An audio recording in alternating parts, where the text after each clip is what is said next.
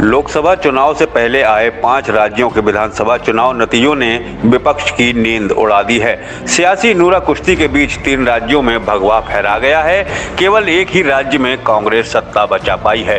हिंदी पट्टी के 3 राज्य मध्य प्रदेश, राजस्थान और छत्तीसगढ़ में भाजपा ने किले फतेह कर लिए हैं। वहीं कांग्रेस की हालत इन राज्यों में पतली हो गई है। इन तीनों ही राज्यों के नतीजे लोकसभा चुनाव में उत्तर प्रदेश की राजनीतिक दशा और दिशा भी तय करने वाले हैं। पहले ही कयास लगाए जा रहे थे कि तीनों राज्यों के नतीजे लोकसभा चुनाव के परिणामों पर भी असर डालने वाले होंगे।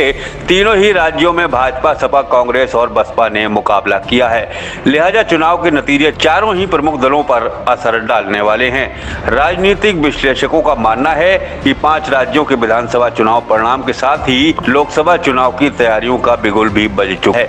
जैसा कि एग्जिट पोल बता रहे थे, भाजपा राजस्थान और छत्तीसगढ़ में सरकार बनाने और मध्य प्रदेश में सरकार बचाने में सफल हो गई है। इससे यूपी में भाजपा कार्यकर्ताओं और नेताओं का हौसला और भी ज्यादा बुलंद हो गया है। माना जा रहा है कि इन नतीजों के बाद पार्टी को जनता के बीच विपक्षी दलों के खिलाफ माहौल बनाने में और भी ज्यादा आसानी होगी। वहीं अगर नतीजे भाजपा के पक्ष में नहीं आते तो यहां कार्यकर्ताओं का मनोबल भी कमजोर होता और विपक्षी दल प्रभावी होने पर भाजपा को लोकसभा चुनाव के लिए माहौल तैयार करने में भी कड़ी मशक्कत करनी पड़ती। दरअसल 5 राज्यों के विधानसभा चुनाव में भाजपा ने इस बार पूरी सियासी ताकत झोंक दी थी। राजस्थान, छत्तीसगढ़ और मध्य प्रदेश में पीएम मोदी के साथ साथ योगी आदित्यनाथ की भी प्रतिष्ठा दांव पर लगी हुई थी। भाजपा के तमाम दिग्गज नेता, केंद्रीय मंत्री, सांसद, विधायक राज्यों के विधानसभा चुनाव में पूरी ताकत से जुटे हुए थे। तीनों राज्यों के चुनाव यूपी में भाजपा नेताओं के राजनीतिक कौशल की भी परीक्षा साबित हुए हैं। डिप्टी सीएम केशव प्रसाद मौर्य,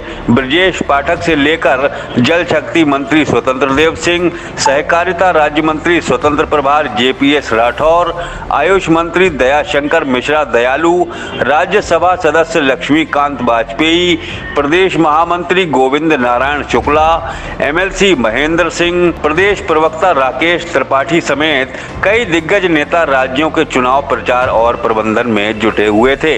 राजस्थान, मध्य प्रदेश और छत्तीसगढ़ में नतीजे भाजपा के पक्ष में रहने से मुख्यमंत्री योगी आदित्यनाथ का राष्ट्रीय राजनीति में भी कद और बढ़ गया है। इसके साथ ही उनकी लोकप्रियता भी पहले से ज्यादा बढ़ गई है। राजस्थान की 80% विधानसभा क्षेत्रों में योगी की सभा और रोड शो की इस बार काफी डिमांड रही थी। मुख्यमंत्री योगी ने इस चुनाव में सबसे ज्यादा समय राजस्थान को ही दिया है। उधर राज्य विधानसभा चुनाव के नतीजों ने विपक्ष की नींद उड़ा दी है। राज्यों के चुनाव नतीजों के आधार पर देश की राजनीति में कुछ बड़ा करने की चाहत रखने वाली कांग्रेस को भी इन चुनाव में मन महसूस कर रहना पड़ रहा है।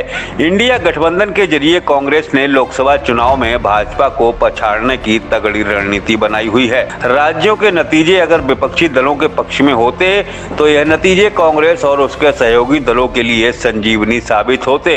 अब देखना यह होगा कि 3 राज्यों में शिकस्त के बाद कांग्रेस और दूसरे विपक्षी दल लोकसभा की चुनावी तैयारियों को किस तरह आगे बढ़ाते हैं। फिलहाल राज्यों के चुनावी नतीजे भाजपा की लोकसभा चुनाव की तैयारी में बड़ी उपलब्धि बनकर सामने आए हैं।